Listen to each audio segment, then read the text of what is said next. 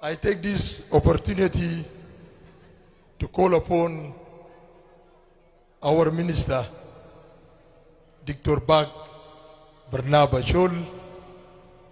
Welcome, Dr Bak. This is your people. This is your people inside and also your people outside waiting to hear from you.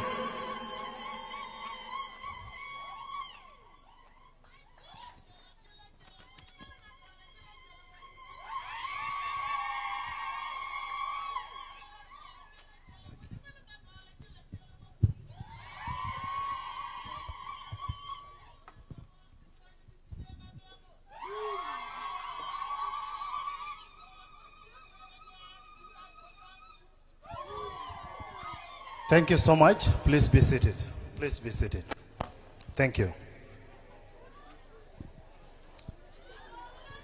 Honorable Agog Makur Agog, our Deputy Minister of Finance and Planning, Honorable Johnny Ohisa, Governor of Bank of South Sudan, Honorable Athian Ding Athian, Commissioner General of National Revenue Authority, Honorable Dr. Dier Tongor, former Minister of Finance and Planning, Honorable Kwal Daniel Ayulo, our First Under Secretary, Honorable Benjamin Ayala Kayangwa, Under Secretary for Planning, Professor John Akecha Pruitt, our able Vice Chancellor of the University of Juba, DGs, Directors, Technical Advisors, all our guests, distinguished guests, ladies and gentlemen, good afternoon.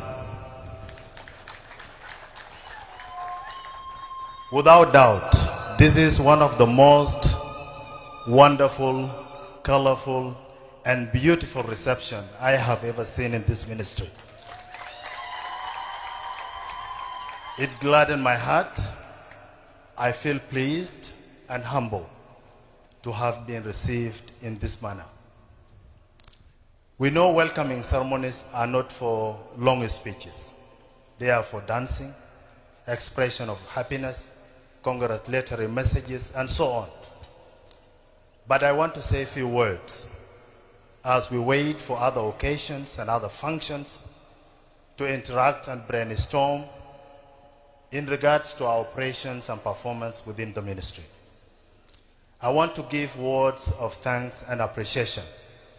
But first, to our Almighty God, our Father in heaven, for His grace, for His protection, and for His guidance. And more importantly, for facilitating my appointment. You know, I came here by the grace of God. Without God, I would have not been here. Praise the Lord. God is good all the time. Wow. I want to thank His Excellency the President, General Salva Kiir Mayardit, our beloved, selfless, and dedicated leader. Against all odds, he sat in his office and just decided to appoint a mere teacher from the University of Juba. On behalf of youth, I want to say, Your Excellency, thank you so much. We are privileged for this opportunity. I also want to thank the former minister, Honorable Dr. Dier Tongor, for his efforts despite the global economic conditions. And fourth, I want to thank the citizens of this country for their patience and their resilience during this economic hardship. And finally, to my employees at the Ministry of Finance and Planning, starting from the Deputy Minister, all the undersecretaries and DGs and technical advisors, for your commitments, your sacrifices to deliver the most needed services to our people in this republic. You know, in the last 2 days, I have been receiving text, calls, and people were coming to me. Among the 100 of text messages I have received, there was one text that captured my attention. Someone said, "Congratulations, Dr. Bak, but where did you come from?" And I think this is a good question. And you know, this fellow was neither questioning my ethnicity, nor did he intend to know the states of my origin. He's just curious to know my political background and my orientation, and perhaps my professional services too. He just wants to know where I have been. And how is it possible for someone at this age to be appointed as a National Minister of Finance and Planning? And this is a genuine worry, or question, or inquiry. Well, my friend, I'm a public servant.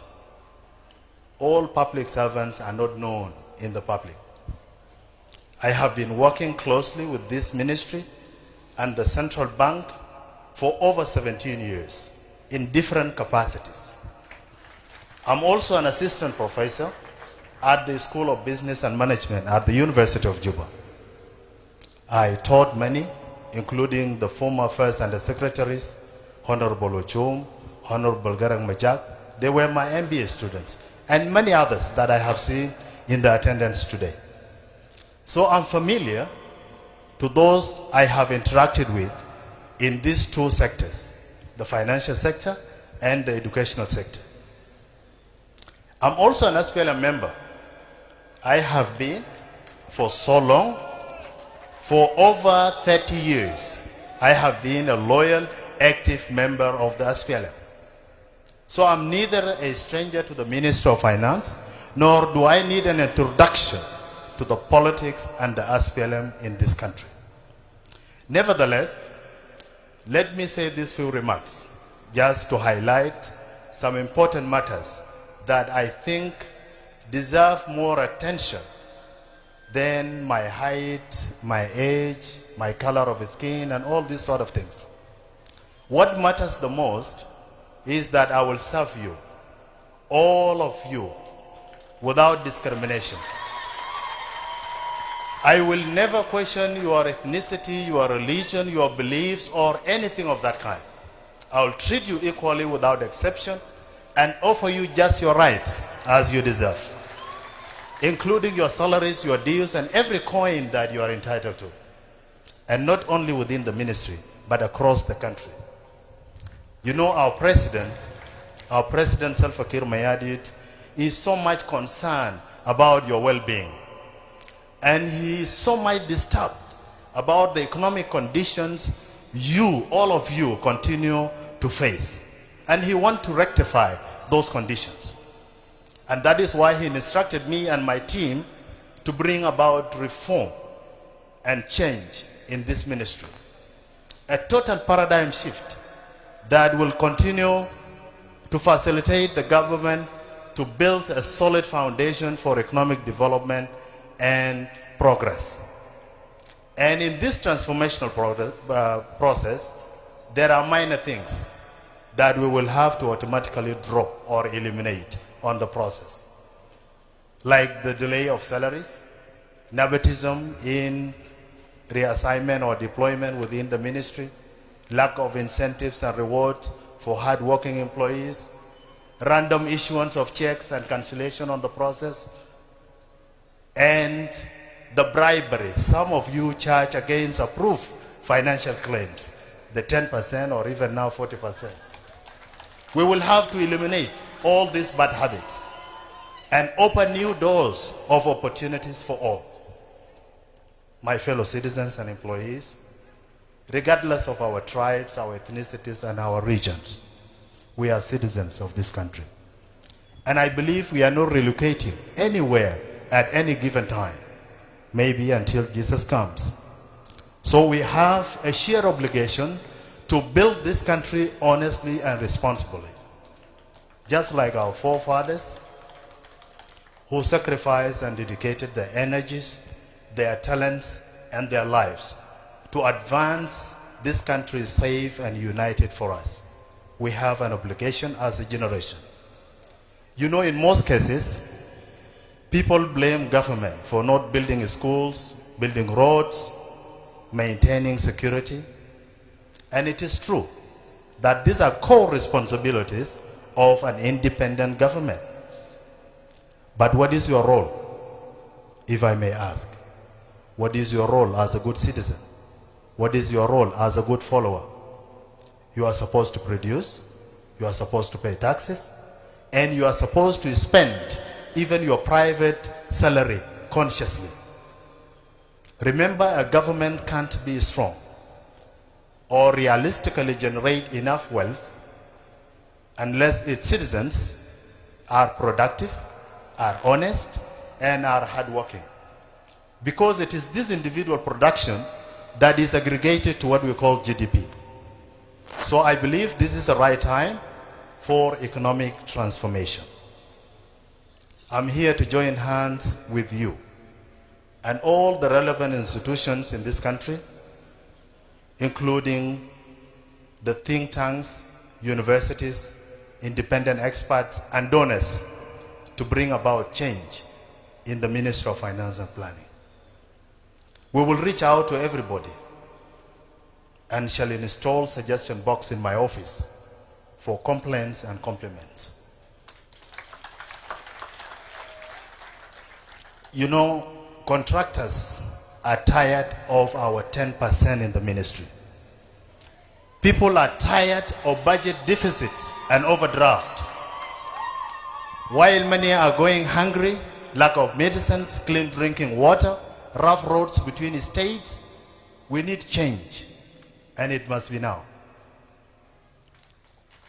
Let's promise our people quality services, and let's strive to build a strong, sovereign national wealth that will benefit all of us. Let's work hard to transform not only the economics, but the conditions of our country. Let's improve our living standards and thrive to build a strong working economy for all of us. You know, we can be one of the fastest growing economies, not only in East Africa or even Africa, but across the world. If we unite, live in peace, eliminate corruption, and equitably share our national resources, we can be one of the strongest economies. As you may know, the main source of our political, economic, and even social instability is economy. The major source of all these chaos you see around is poverty. It is because we did not focus on developing our economic sectors. We have not chose to allocate sufficient budgets to agriculture, to education, and empowering the security sector. It is because we are poor and hungry. That is why people are killing themselves across the nation. I challenge you, if we provide food to everybody, no one will ever kill his or her brother. I want us to be realistic on budgeting and ceiling allocation. Let's tighten our financial system. And let's promise our people that there will be no corruption in awarding contracts to anybody. Remember, we can't be respected unless we are financially free. We can't even have a voice in regional or international forums unless we are financially free. And we can't even protect our borders if we don't have a strong army, a well-fed army, a disciplined army. And we cannot have all of this if we continue playing cards and dominoes along the roadsides instead of producing. I know the road to economic transformation will be too rough. I know I'll be called names. I'll be opposed. I may even be threatened to death. But I want to promise you, I will stand my ground. I'll try my best. I'll persist in pursuing a new path to economic recovery and reform. And I will do whatever that favors the majority. And people should understand that change is inevitable. And there is no right time for change. Change can come anytime. I believe the time may have come. You know, Ben? Let's say enough is enough. Let's build our country. Let's put an end to this. We fought a very expensive war that devastated our way of life to liberate ourselves from oppression, from hunger, from rampant diseases. Let's build our country with dedication and honesty. And let's repair the broken hope of our people. Let's fight together for economic independence and freedom as we fought for our political emancipation. This is very important. Let's join hands. As a minister, I can't do anything alone. We have to work together. Let's work together to fix this chaotic black market, this high inflation rate, this high unemployment rate. And let's create a conducive atmosphere for foreign direct investment in our country. You know, we are too blessed as a country. We are blessed with natural resources, minerals, urban land, and anything that can make us so rich in a very short while. So instead of relying on generators, let's build our own dam. I want us to remember our founding father, Dr. John Garang, who once said, people see government as a heap of resources, and everybody wants to get access to the resources to enrich themselves. This is a misperception. It should be the other way around, as he said. It is the people that are supposed to be productive, strong and wealthy, in order to make their government strong. I believe this is the time. This is the time to work hard, to eliminate bribery and nurture the culture of transparency and accountability. As I speak to you here, you may think I'm excited for being appointed as a Minister of Finance and Planning. And it is true. As I appreciate the opportunity, I'm so much worried. And there is a lot of anxiety in me. I'm thinking of my fellow South Sudanese living in Raja, living in Ye, living in Longoshuk, bordering Ethiopia. I think of those suffering and dying because of lack of food and lack of medicines. I'm thinking of those stranded in rank and how to transport them back to their villages, those coming from Sudan, or how even to provide them a meal. My brain will not rest until I make sure I have something to pay our soldiers in our bushes, protecting us and providing us security.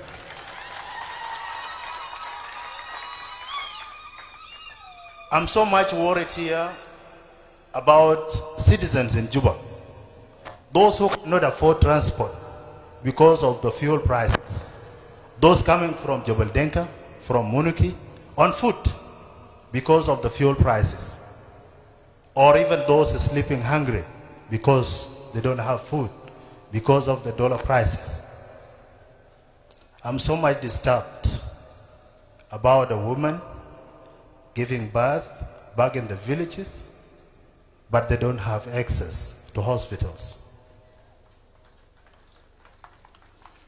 I'm so much worried about our diplomats serving abroad, but have gone for years without payment.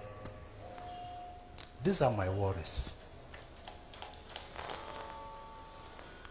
You know, the trust granted to me by the president is to help him and the government achieve economic and financial stability.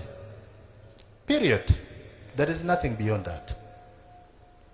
But how do we do it? We must first have an efficient revenue mobilization, and that is the task of NRA. We must then have an effective financial management system and economical spending. Not just anyhow. but as budgeted. We should all be admired and inspired to do that, because that is an instruction from our president.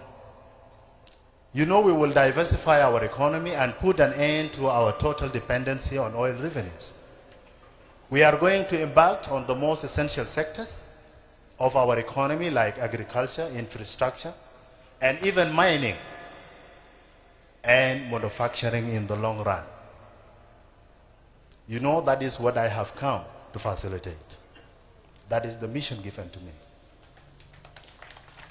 And that is why in few weeks or even months, it depends on the policies of the ministry, I'm going to introduce what I have called Economic Emergency Intervention Plan. This is a policy intended to fix the foreign exchange market by providing essential goods to curb the skyrocketing market prices and also accelerate the implementation of public financial management reforms. Through this policy, we shall also be able to facilitate food items to the flood-affected areas, to the drought-affected areas, and many other areas to rescue our people. We will work together with our colleagues in the economic cluster and the central bank, because part of this policy fall under the monetary policy to enhance the modalities of the implementation. Ya Jamaa, we deserve to live a decent life, just like the rest in the world.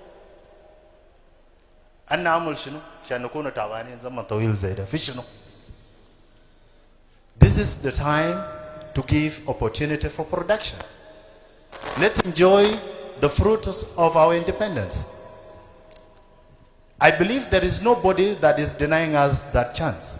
It is we, all of us together. We are all shareholders in making the conditions of our country unfriendly to us. And I will give you my view. If I give some of you, not all of you of course, 1 million USD, the first thing you will think about tomorrow is to fly to Dubai. You will brush in Dubai. You will sleep in Ankara, have lunch in Uganda, and people continue wondering why we don't have dollars. They will go and buy V8, V6, BMW, Mercedes-Benz, and you continue wondering why we don't have medicines, why malaria, typhoid, and ulcers are so rampant in our country. They will do everything. They will go and buy mansions in Nairobi, in Colorado, in the United States, in New York, and enjoy life. And people continue to wonder why we don't have feeder roads, why we don't have hospitals. I think we have problems in this country to solve. And we will have to work together to rectify those. We should not be content with free things and luxury. This country is blessed with minerals, as I said, and we can be so rich in a very short while. And there are economic models of development. We can borrow internationally from those countries. And for these reasons, ladies and gentlemen, I think we need to revisit our economic and financial management systems. We need to rethink how we utilize the little money we have. Should we continue to give them to our good spenders, the few? Or should we keenly and efficiently allocate them to produce goods and services within our land? That is a tough question. And that is why, as a minister, my work will not be merely to sign checks and giving approvals to the few. My mandate, rather, will be to plan, to organize, to control, and supervise a working economy for all. We should all be aware of how volatile the economic indicators are, from high inflation to a thriving black market, joblessness of our youth. We need to expedite and accelerate the process of economic transformation, because there is no time left. If you are 50, you want to enjoy life. If you are 60, you also want to enjoy life. If you are 20, you want to enjoy the rest of your years. Who does not want to enjoy life? But we cannot enjoy life if we don't have quality services offered by the Minister of Finance. And the reason why I say it, we are shareholders in this. Let me explain further. You know, we support other economies so much. Integrated economics, economics is production, distribution, pricing, and spending. If you spend 90% of your income in other countries, in Uganda, in Nairobi, in Ethiopia, in New York, for your family to pay rent, to pay school fees and enjoy life, what do you think will happen to our pound? Because all of these people converge to Juba town by the end of the month to look for dollars to buy so that they can send abroad. That is the problem. And that is why the burden is not the Minister of Finance. It is our behavior, the way we live. And that is why I say it. Let's rectify this together. And people should understand that economics is a science. Mafi haja fi economics ba mulube go. I cannot order the black market or even the foreign exchange market to come down. Mafi tariga. But I have to facilitate the market, play all sides of demand and supply so that the market can stabilize.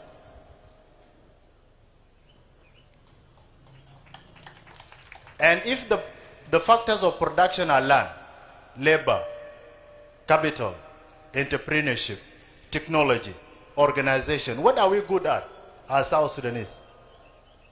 We may have arable land, yes, but unutilized. A huge amount of unskilled labor that needs training.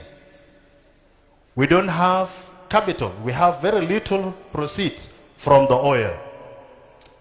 We don't have entrepreneurs supported by the government. We also don't have technology in our production system. Ulisa nas buono sugal iktisad magiraba, iktisad mamashi kwais, wazir malia makwais. But we are not utilizing factors of production. That is the problem. If you want us to grow, let's go for agriculture. Let's use technology to produce our food. And let's train our entrepreneurs and support our private sector. Ya jamaa kalam ta dollar. Da masuliya bita kullu zor. Kalam ta value ta SSP is our collective responsibility. We have dollarized our economy. Betariga lana mabarfo. Baron. Yani masalan, ita indak bed fi Gudeli, fi Munuki, wala dukan fi Sukjuba, wala Haisaura. Wita tugul bed bitai bi $10,000. Dukan bitai bi $500.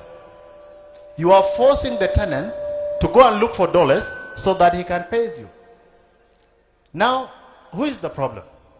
We are the problem. The Minister of Finance or the central bank. We should not dollarize our economy. And that is why we are going to introduce policies that will discourage people from looking for dollars. If you are going to Kampala, for instance, or Nairobi, we will give you shillings. Because you don't need dollars to go to Kampala. You just need Ugandan shilling. And we are also going to discourage people from buying luxury cars. V8, V6. Ana bas legit V8 de jahez. Lokan khalone baraya ana bijib hatok. Because these expensive commodities are very costly to our economy. V8 is tamamu sameh, but very expensive to our budget. And that is why I'm going to increase, together with the Commissioner General, we are going to increase tariff on luxury goods and commodities. Lano anene dari nijibu akil lenasa jani. Ma muzid man V8 or V6 lenasa dari yartah ziyada. Another thing also is to digitalize our payment system. If you are going to buy products from Turkey, from China, from India, we will facilitate your payment, my brother or my sister. You don't need to carry cash in planes. Kalamta cash min central bank da has to be stopped. It is shame to see people traveling with stash cash in planes. The ways. Let's be modernized. Another thing is these financial claims. You know, even before I was appointed, people were coming to my offices at the University of Juba, Ufi Suk Juba. Nanwana in the office ena. Nas buguli akhi lo jibuta wazir maliya baden alagala de claim bitai. Saidana. You know, claims da nena lazim nafatish tariga smart kida nidam albo mao. Lanu, indeed, it is a burden to our economic growth. Fi claims taban genuine, fi, lakin fi claims tani ma genuine. So we need to work together to verify, validate, and thoroughly investigate all the financial claims, so that we can budget for the genuine claims. I know I'm a hope of millions of youth. I want to promise you, my generation, that I will do my best to support your businesses, your education, and your prosperity. I'll try my best. The companies, private sector, nena gari no kore gal mafi gurush. Lakin private sector, they don't publish financial statements quarterly or annually or semi-annually. We don't even know how much they make. How do you tax them? We need all the private sector, all the companies, and we have thousands of companies in this country to publish financial statements so that we can know if you are making losses or profits. Naskulu indum companies be back bus. Company alma bishakulu nas. We need companies that employ people. If your market capitalization is 100 million, you should have more than 200 employees, South Sudanese. Low market capitalization betak 50 million, then you should have adequate number. As I conclude, I want to promise you, my employees, a friendly cooperation with a conducive atmosphere for operation and a long-lasting united family of the Ministry of Finance and Planning. Remember, we are the heart and the backbone of this government and must be the best team ever. I want to reiterate my deepest appreciation and thanks to the organizing team, to our artists, to my family, to all my brothers and sisters who came to jubilate with the ministry at this particular time. I talked much, but that is the nature of a teacher. You know, we even forget time. Eh? So bear with me. Thank you so much. I appreciate, and I'm looking forward to cooperating with you in this transformational period. This is a transformational phase. Thank you so much.